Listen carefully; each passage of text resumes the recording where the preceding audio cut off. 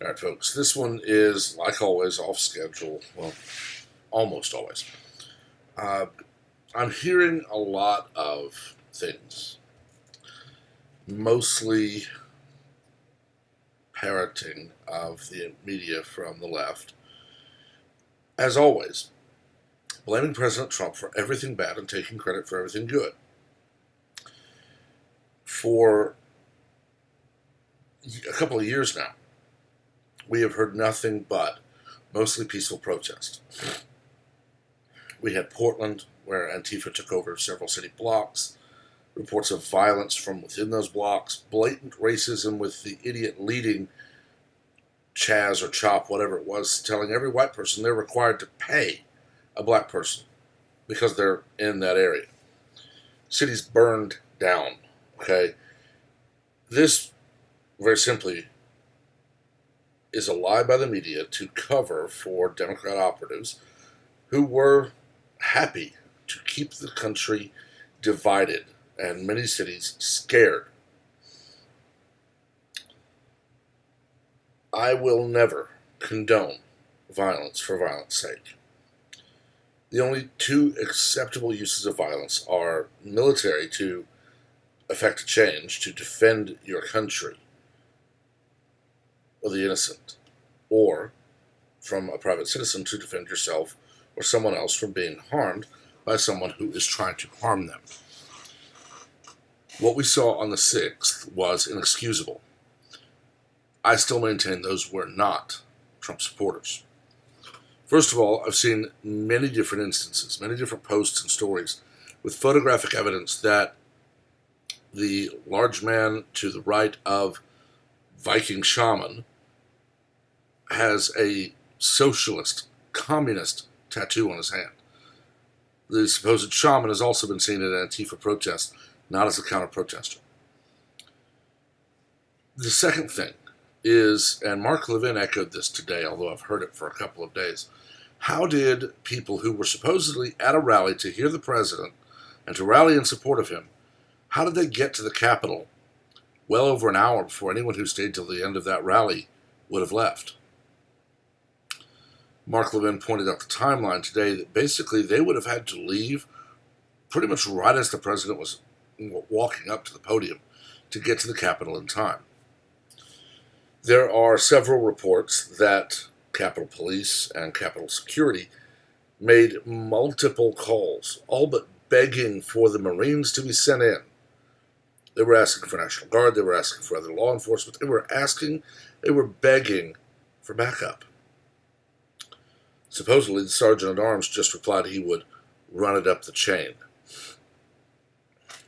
That's inexcusable for the Sergeant at Arms, in my mind. If you're being told by law enforcement, we need backup to keep this building secure, you don't run it up the chain. You don't wait a long time for someone in Congress who probably would have taken a half hour to an hour to get to, say, oh yeah, do it. So there's that as well. Muriel Bowser also either denied or refused to request the National Guard be in D.C.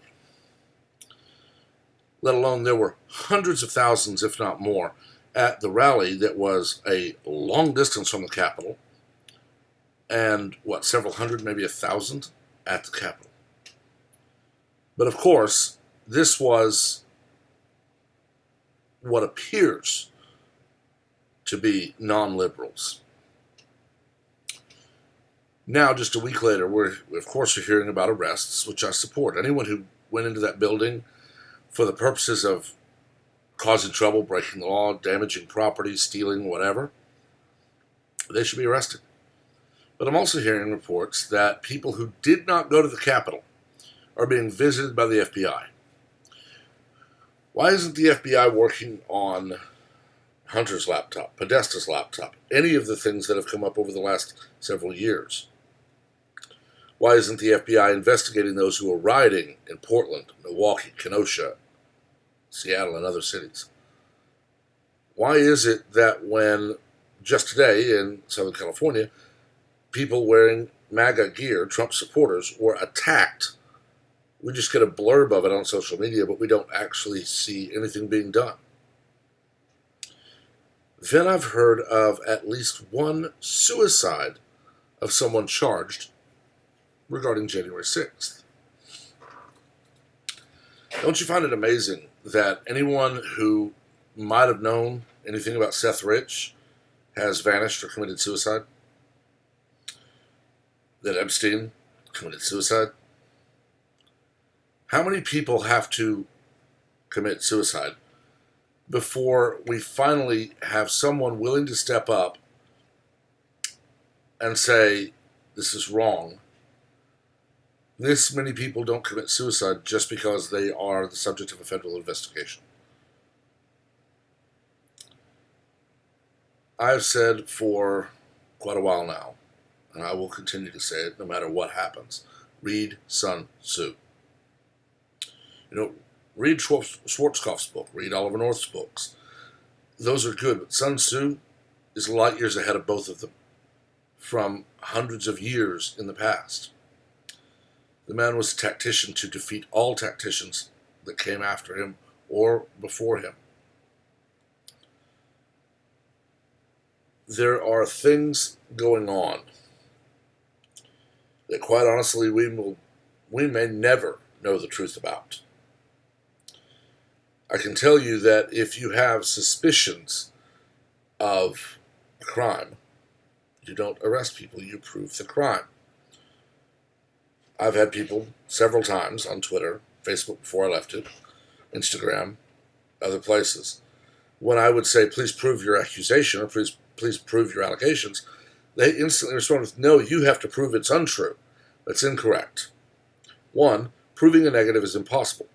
You can prove a contradicting positive, but that's different. I don't prove I'm innocent. I disprove my guilt by any number of means. If I'm accused of murdering someone in San Diego on January 11th, I don't prove I didn't do it. I prove that I was not in San Diego. I prove that I was in Dallas-Fort Worth for the entirety of January 11th.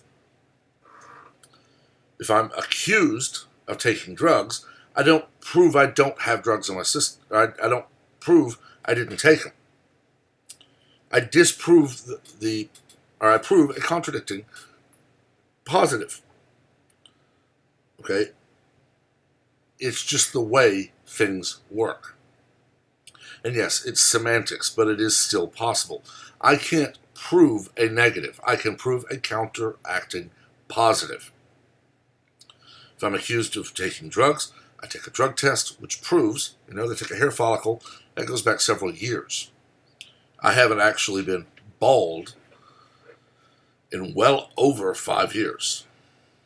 And even then, I didn't actually go down to the skin. So I didn't remove the follicle. That can go back several years. So, if somebody says, I saw you smoking pot yesterday, take a hair follicle, check my blood. You'll find no remnants of any of it in my system. I have proven that I am clean. I didn't prove I didn't do it. I proved differently. But it's the simple fact that if you accuse someone, if you make a claim, the burden of proof is on the claimant, not the accused. But you see, for the last 4 years, the Democrats have demanded it be the other way around.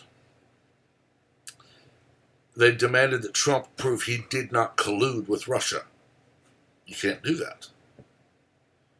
You just can't do that. You can't prove a negative. Then when they finally managed to impeach in 2019, well, it was just instantly, oh, this is perfect. Trump has to prove he's innocent. Wrong. The Democrats, for months, refused to let Republicans into hearings. They told people, don't speak to Republicans, don't answer them. When it finally got to the Senate, the House impeachment manager objected to every witness the Republicans tried to call. Quite literally an example of, you have to prove you're innocent, but I'm not going to let you. That was the same thing with Kavanaugh. We have a woman who said something happened somewhere in Maryland, I believe, at some point in the 1980s. You have to prove I'm wrong. I'm lying. Well, wrong. One, you can't disprove something if you don't know what you're disproving. Okay? I can't prove that, no, there wasn't something that happened somewhere in Maryland at some point in the 1980s. Because the goalposts are just going to be shifted. But of course, Harris, famously, who called the Constitution that book you hold, went along with it because she could not stand that the Democrats had not been able to remove Donald Trump. They would have gone after Pence next, and then they would have installed the Democrat House Speaker. Matt Gaetz had it absolutely correct on the 6th. Not since 1985 have we had a GOP president that the election was not contested by a Democrat. In 2005, Pelosi went on record objecting to the Electoral College on the grounds that there were constantly shifting vote tallies in Ohio. Why was it praised in 1980, 1988, 1992, 2000, 2004, and 2016, when the Democrats objected to one of Reagan's terms, to the only George H.W. Bush term, both of George Bush's terms, and Donald Trump's first win? 5 elections out of the 6 previous Republican wins they objected to. The only reason they didn't object in 1985 is they would have been laughed out of the country for objecting to the landslide win of Ronald Reagan in 1984. Ronald Reagan won that election the day he said he would not take advantage of his opponent's youth and inexperience. Even Walter Mondale knew at that moment he had lost. So they didn't waste their time then. They still tried to impeach him. They never got even to a motion being filed, but they have tried since Eisenhower to object, to remove, and to control who is allowed to win the White House. And it's all on record. Why is it okay for them to object but not Republicans? The answer is, it's not okay. The Constitution does not say the Democrats may object to any electoral college win they wish, no one else may. It just doesn't say that. It lays out a process for members of the House or Senate to object to certification of the Electoral College, which involves debate and then a vote. Yet right now we have members of the Democratic Party who are demanding that any Republican who objected be punished for doing what they themselves have done in 5 of the last 6 Republican wins. Personally, I think Matt Gaetz or Devin Nunes or Josh Hawley or Ted Cruz should come onto the Senate or House floor and play the video of Nancy Pelosi in 2005 objecting to the Electoral College certification. Keep turning the volume up until they can't shout it down, and then simply say, she did what we did. It was just 15 years ago. Therefore, why are you demanding that Republicans have fewer abilities in Congress? We're just as much members as you are. I don't know what is or is not true with everything we're seeing or hearing about what may or may not happen. I know God is in control. And that is all we need to know. I know that should things happen the way the media is saying they will, Joe Biden will move to install systemic racism, which he's already said he'll do, with stimulus payments, making sure they go to minorities first. We know that he will praise Twitter and Facebook and Instagram, censoring conservatives, and it will eventually rise to the level of, if you're conservative, you are to be just abhorred. He will work to strip away the Second Amendment. This country will be the same as every other country ruled by a tyrant for the last 100 years. And it's very likely that we will see laws passed and sycophants in uniform who don't care about their oath, who will try to enforce them, and you will see people like me refuse to obey an unconstitutional law. And unfortunately, you will probably see a lot of those people shot. I would rather be shot dead, fighting on my feet, than to live bowing to a tyrant.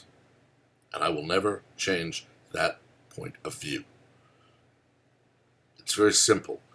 The Constitution is the law of the land. Now, Joe Biden or Kamala Harris or Robert O'Rourke's dreams of ruling, their fetid fantasies of power are not the law of the land. The Constitution is. It's a mathematical impossibility that a septuagenarian who is most likely senile, who all but never campaigned, who couldn't draw more than maybe 1,000 people to a large rally, and often had rallies with people in the low double digits as far as attendees. His vice presidential candidate also rarely campaigned. We only had mudslinging TV or radio ads.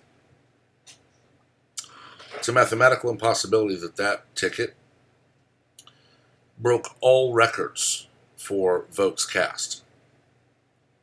It's a mathematical impossibility that in any district or state or city or whatever, you have 300 plus thousand votes, all of them for the same candidate, all show up at the same time. It's also a fact that it is written into the Constitution that state legislatures make election law. Yet in Wisconsin, you had an advocacy group changing law. In Pennsylvania, you had judges changing law. The Democrats have worked to circumvent the Constitution and say, well, if we can't get the Pennsylvania legislature, because they're bigoted conservatives, to change election law so it'll favor us, we'll just have a judge issue a ruling that they have to. And unfortunately, the governors go along, and you get this. It's a bad situation, folks. And I really don't see a way out of it that's not going to be very tenuous and very disturbing.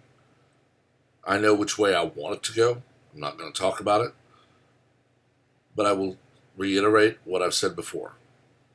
Eyes, ears open, head on a swivel. Be aware of everything. I live in a fairly conservative area, okay? Even here, my situational awareness is always up. I was a firefighter for several years. I was a sheriff's detention officer for a year. I have taken self-defense classes.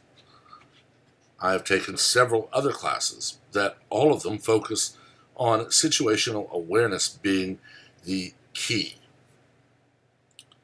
You see, I know that the only entrance to my home is about 18 feet to my left and locked. I know that to get in either window, I would hear a lot of movement because of trees, or I would see it out of the corner of my eye over here. And even though you don't focus on that, your peripheral vision is always there. I can see my hand. That's why when you learn to drive, you're taught, watch the cars in front of you, around you, and behind you. You leave a buffer space so that if they slam on their brakes, you have time to do the same. It doesn't always work. I was leaving a good 2 car lengths in front of me when I was 20, when I worked for the county sheriff. The person in front of me slammed on the brakes. I hit mine. The person behind me was very close to me. They hit me, knocked me into the car in front of me. But had I not been paying attention, it would have been much worse, because I would have hit the person much harder, and then the other person would have hit me after, doing more damage to the vehicles and possibly harming someone.